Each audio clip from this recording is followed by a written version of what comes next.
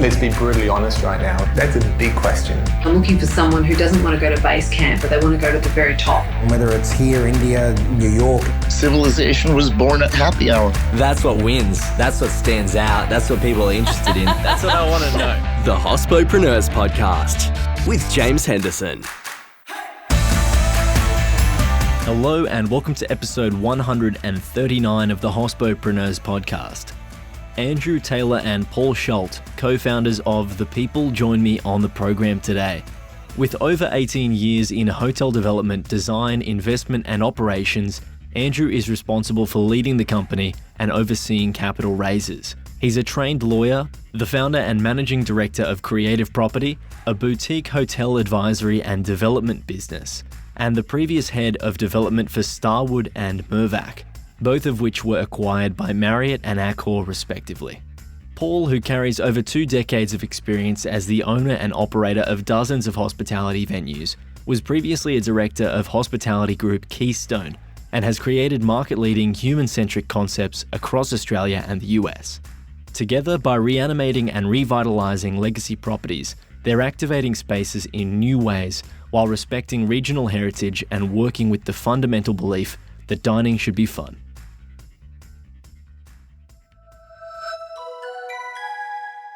Hey team, the episode today is sponsored by our friends at Access Collins. They provide comprehensive table management and end-to-end function management tools that enable you to have complete control over the entire customer journey. If that's something you'd like, please support us by supporting them at bit.ly/hospo sponsor.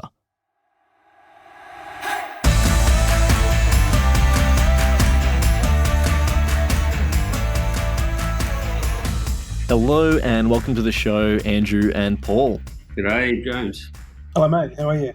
Very well, thank you. Very well. It's an absolute pleasure to have you both on. The People is a really exciting project. It's been likened to some other amazing spaces around the world. So I'm really pumped to have you both on to share your experiences on what you're doing now and the vision looking forward, but also trying to understand your backgrounds, your respective backgrounds, and where you've come from to be where you are today. So very excited to open that up.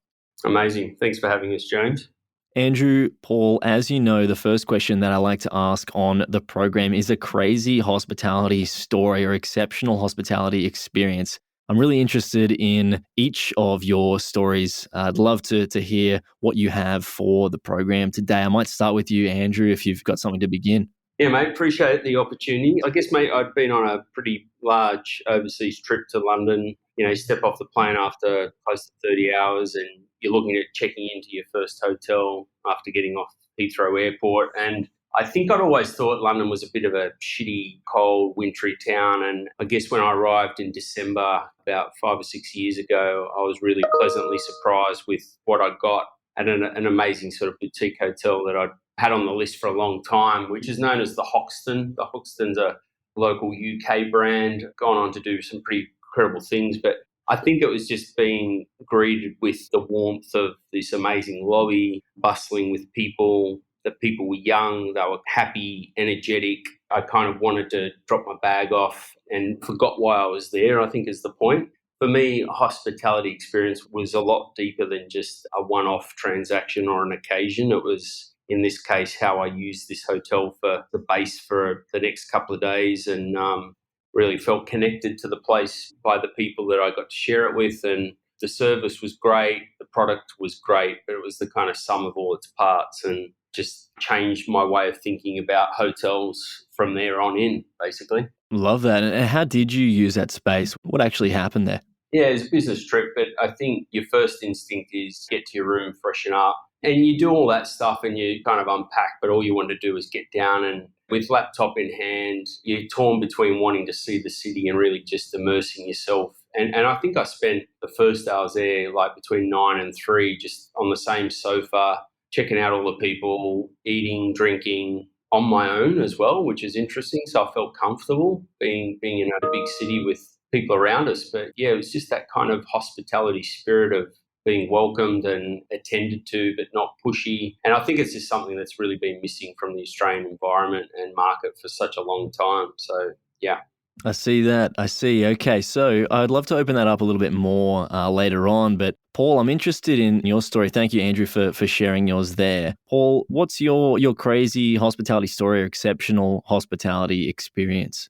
Probably from the crazy side of things. I mean, being a partner of bars like Cargo and Bungalow Out and Loft and Winery and some of Sydney's institutions, I've definitely seen my fair share of interesting stories, which I probably can't even talk about on this podcast. But going back to sort of 2003, the Rugby World Cup, when Prince Harry was on the bongo drums and the English rugby team were there, and 9 o'clock in the morning it was still going, and like there's the Daily Mirror out the front, and there's some amazing stories. I guess what I'm part of is the fact that we have for the last 20 years been a bunch of people that have made hospitality fun and interesting. And with Prince of York, I've got in the city at the moment, and I've got a venue over in the US. We continually push the boundaries and really want people to remember that hospitality is actually about being hospitable and also having fun. I think in this environment and in, I guess, the last particularly 10 years, it's been a very stressful and tough market, but I guess the opportunity of what Andrew and I are doing together allows me, with more of an overall product and balance sheet, I guess it allows me to bring that fun back to the hospitality side and to give the young up-and-comers and the talent in Australia and Sydney in particular an opportunity to actually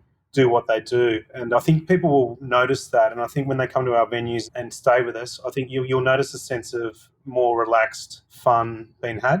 I've honestly got too many stories to spell out, but I think from an experience perspective, I've enjoyed immensely my hospitality experiences in Europe, Italy, and places like that, I guess, where it's just real and it's old school and it's actually about eating and drinking and smiling and music. And we're going to bring that back because we just really feel like there's a real culture of that missing in this country. Love that. What a fantastic answer as well. Thank you for sharing yours there, Paul.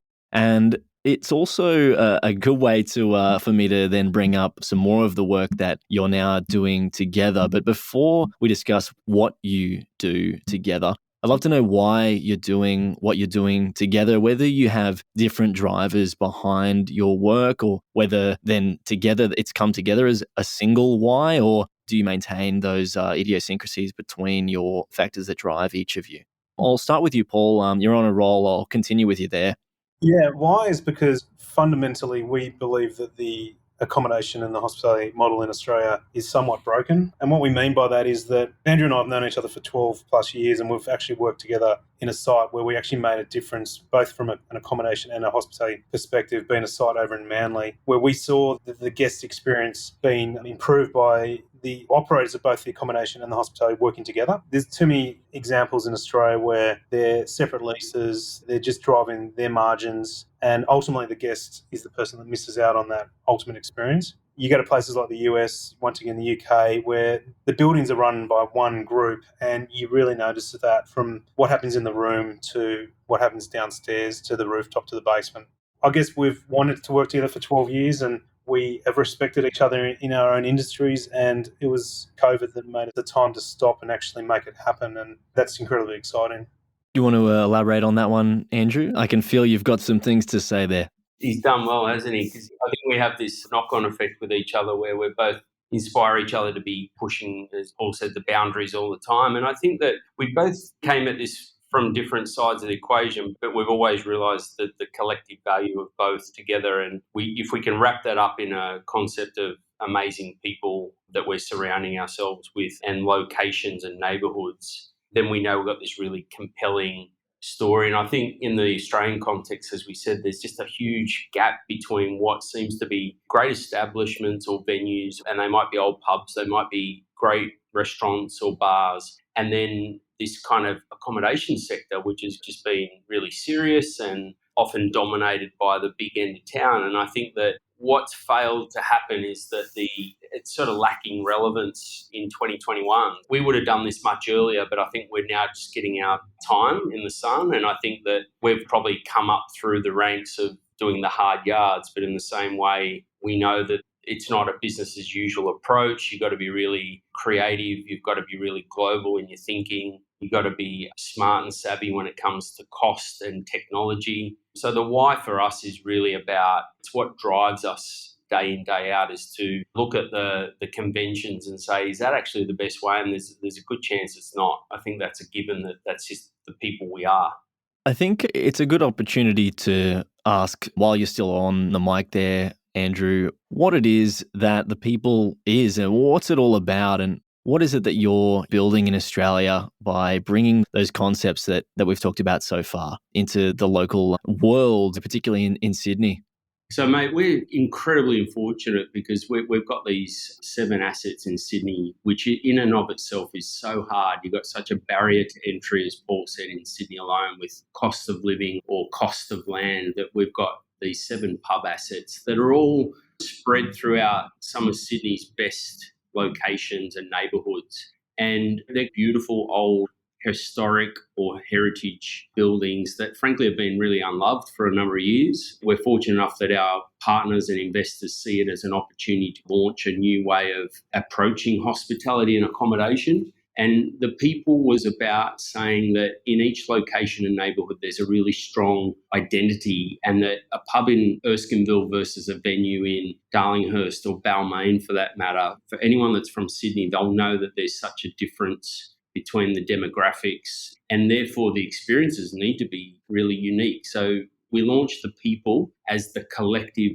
house brand for our venture, which basically meant that we're still living in little tribes, but we are collectively a part of something bigger, and we're now in the process of bringing that to bear as physical product and experiences in each of those locations. Fantastic. I might stick with you, Andrew, to continue on with a question that, from what I've read, is more of your domain around raising capital for these sorts of projects. What does that process look like now with the experience that you've got? Is it a matter of just calling up a few of the same people, or are you constantly going out looking for new investors? What does that sort of process look for you these days? I think you've got to have credibility and a reputation in being something before you start that journey. So I think Paul and I have really leveraged ourselves off the back of our successful other ventures and careers in hotels and hospitality and even development and design. And so I think we're really good generalists, though, is the point. And that's a really important skill set to have, because when it comes to raising capital, you've got to be a salesperson, a marketing person. You've got to know your numbers. You've got to be good at design, because you've got to talk to the beautiful pictures and what the experience will be. You've got to be an HR expert. I have a legal background, so frankly, I'm a long way from being a lawyer. The point, how you get capital at the end of the day is that you surround yourself with an amazing network, and you don't give up, because I think the capital, eventually there's a lot of it out there that's looking for really good opportunities all of the time. And, you know, in our case, we're looking for more than that, though. We're looking for a partnership model that really understand the values that were really important to us. And frankly, that's like a relationship that takes months and months to develop with a party. And mate, all I can say is that you got to kiss a lot of frogs, but we did it. And we're probably at the point where now we've found our key cornerstone partner, and we're running at this 100 mile an hour now. And in that process, just while we're still on capital raising there, what are you looking for in those partners, in the people that are going to support you financially? Are you looking for the same sorts of things in any other business partner? Obviously, it's not just the capital for it. In your answer there, you explained that. But what sort of things are you looking for? And are they similar to other sorts of partners that you might like to work with? I think you're definitely looking for a like-mindedness, but more than that, you're looking for a value add across many different facets. There's no point in just going, they're great people or they've got access to money or whatever. That's going to be very short-lived. So when you're starting up a business, and we've got quite a trajectory when it comes to scale and growth, and we're quite ambitious, I think it's about going, is it a partnership that actually can really unlock other deals? Can it help with technology, for example? And again, we really looked at all of the repertoire of options that were on the table and said, no, this is really interesting because there's so many options here to explore. And to be honest with you, James, we haven't even got to the bottom of that yet. We're still working through. And I think that's an exciting partnership, because it means that you're never going to get tired of working with each other. And clearly they've got to have a passion for making a difference, and yes, it's got to be profitable, but we don't want it to be someone that's purely return driven that doesn't care about how it's executed, if that makes sense.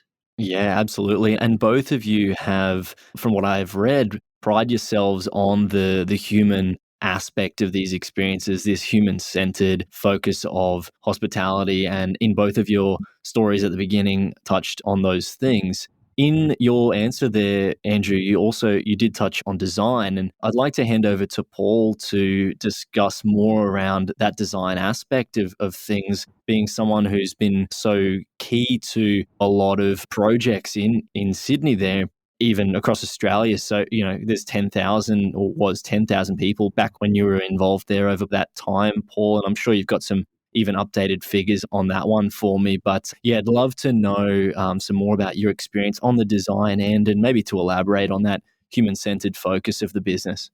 It's an interesting thing because there's different parts of partnerships. There's the financial, but then there's also the people, which is another reason why we call it the people, to be honest. And that's partnering with young up-and-coming designers that deserve a crack. There's a lot of copy and paste going on in Australia, and we believe that there's a lot of people that want an opportunity. We believe that there's a lot of young up-and-coming chefs and young entrepreneurial F&B people that actually just can't get a crack.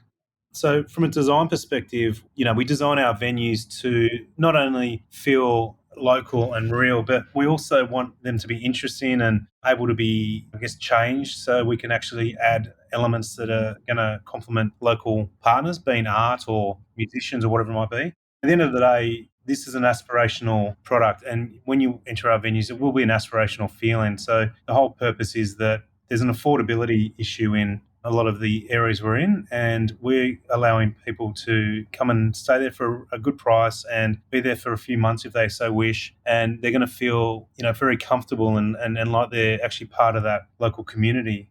There's a lot of effort and thought that's gone into the design aspects of that for each room, for each bar and restaurant. And then even like you look at a place like the Norfolk, where we will be partnering with another young up-and-coming hospitality group to use 100 square metres probably better than the way we would have. So we're realists, and I think we first to admit that we actually do get out of bed to work with others, and we're excited by what we can learn from the next generation. And we're not know-it-alls. We partner with incredible people, and that excites us because we constantly learn and it challenges us. It might sound a bit cliche, but it's actually true. It's actually what makes us run. Good to hear that humility really come across there as well. I'd love to hear what you have been learning from these younger operators and designers and anyone who's been involved with you at an earlier stage of their career. What have you been learning that's been happening there that you think, oh, this could be something moving forward? What's something that's really stood out to you as something that maybe that's an up and coming trend, but it's got 2 data points. There's no third yet to call it a trend. So what is it that you think could be some of these next things? I think the day of the big space is almost over. I think people really do enjoy nooks and crannies and different reasons. I think, once again, using the Norfolk as an example, there's multiple reasons why you can go there, and I think people will enjoy the villagey aspect of that. I think if anything I've learnt from these younger guys and also the people that do small well is the fact that you can actually make almost as much money, if not more money, in smaller spaces. So once again, we want to be able to not only break our spaces up, but allow people to feel like they can use it in different ways. It's busy, it's vibrant. You need to be able to see movement. That's probably the main thing that's come out of the last 12 months. Yeah, mate, we've really tried really hard to strip back the places we go into, James, rather than just adding another layer of design and embellishment. It's kind of like when you're dealing with like heritage or beautiful buildings, you want a team that's, again, there's no real ego here. So we want to all take the compliment one day when this whole thing's going well. But in the meantime, we're just really pitching in together to make sure we get the right outcome and results, spend money in the right areas. I think we're working with an incredibly talented quite a few females in the design team, and they're all peers of ours that we felt like they just got it and that they didn't have something to prove, but in the same way, they're well-travelled, they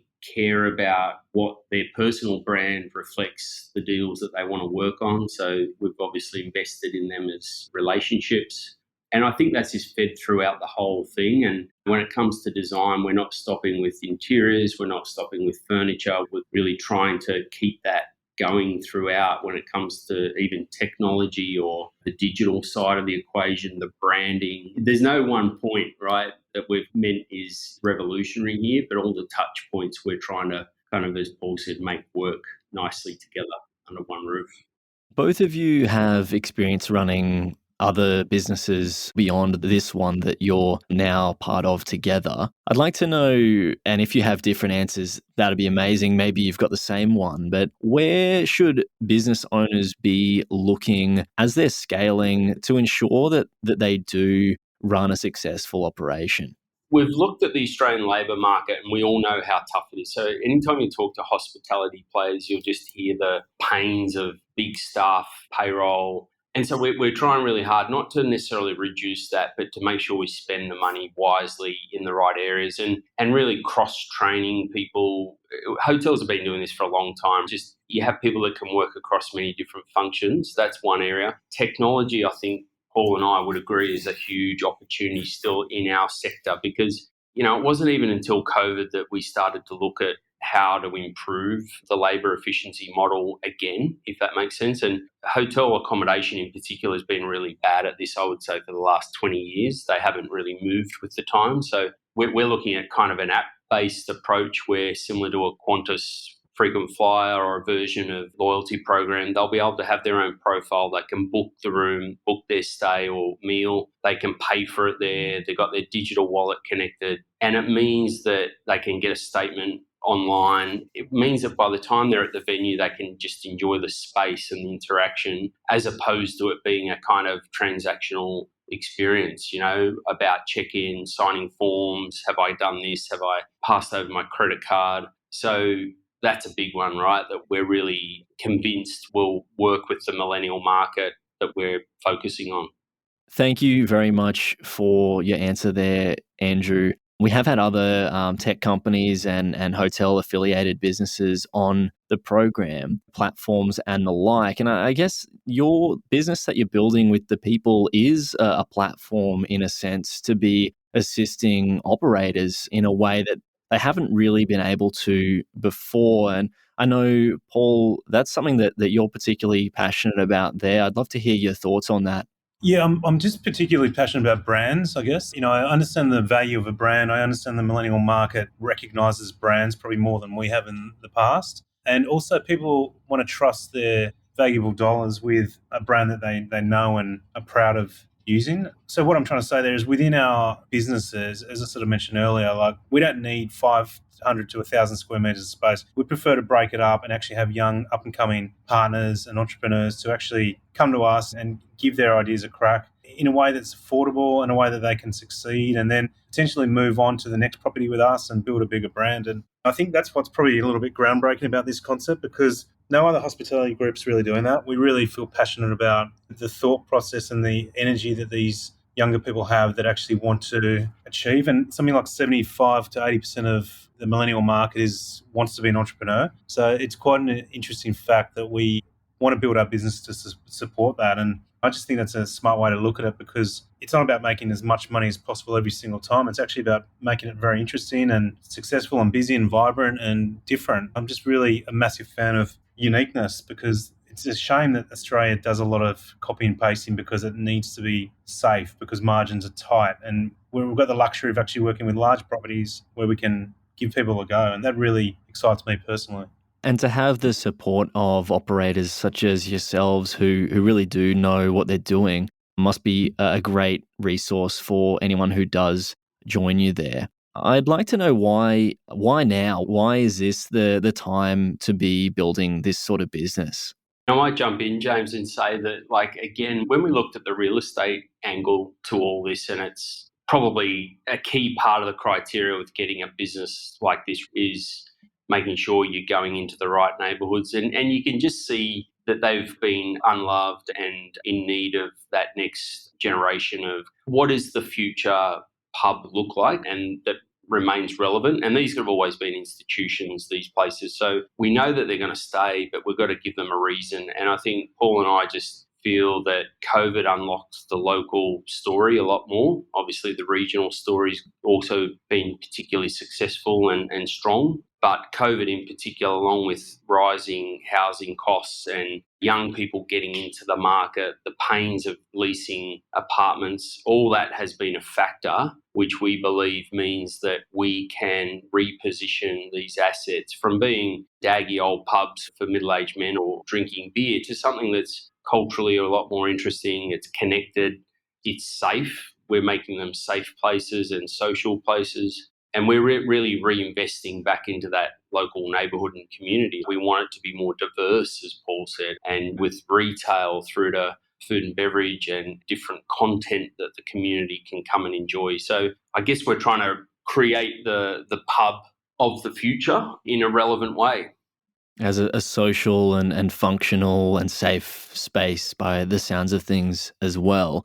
How are you working with those regions? Are you working with some of these spaces are quite large, so local councils for these sorts of things? Are you engaging with them beyond the space itself and the sorts of things that you're doing with those spaces, or activating the region? Like, what does that sort of look like and the engagement with council? Council love this concept because we're already squarely fit within the zoning and approvals that they want these old pubs to remain in their current form and not be redeveloped as residential, even though there's a residential shortage, that they don't want it to come at the cost of local amenity and facilities and all that stuff. So they're a big fan. And then when it comes to the broader groups and the community, I think we just put the tentacles out just like every other really good operator does. But in particular, we want to bring in the local producers, the providores, the makers and the bakers, as we call them, and say, okay, guys, like, we're going to be here for the next 20, 30 years. How do we partner with you guys to make sure that you feel welcome, you're part of this story and part of the kind of economic success as well that comes with this? So we definitely feel like there's a lot that we can bring with a community like Redfern or James. We're not going to sit here today and claim we've got it all covered. We're just going to be hopefully a good neighbour and start there, if that makes sense. In terms of engaging with the council, so you said that these local councils support what it is that you're doing and you're fitting well within the zoning.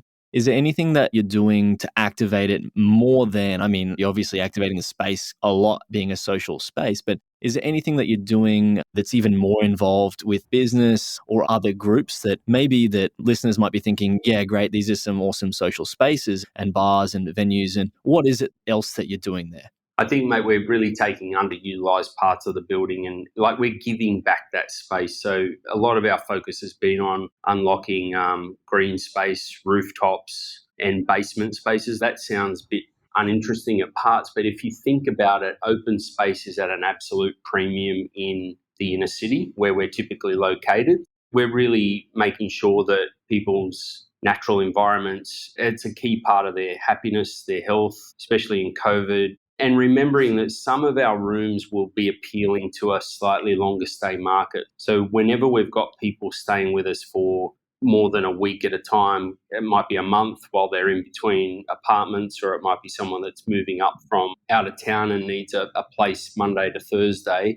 We've got some of that amenity on site covered for them. So in particular, rooftops and wellness is a big focus, and lots of biophilic design, like lots of planting, lots of green stuff. The other part of that, James, is that we also won't have everything within our premises, and we'll work with the local laundromat, we'll work with the local gyms. We only will maximise our property to have people to sleep and socialise downstairs, but we do feel like the laundromats and the yoga studios and all that kind of stuff can be done better by the people around us. Yeah. And our technology platform will talk to the local community and allow us to push those people around us. Fantastic. I might get you to elaborate just a little bit more on that technology platform and what stage you're at with that, because it sounds like that's something that is occupying a lot of space there in what you're doing. But what does that actually look like and what stage are you at with that?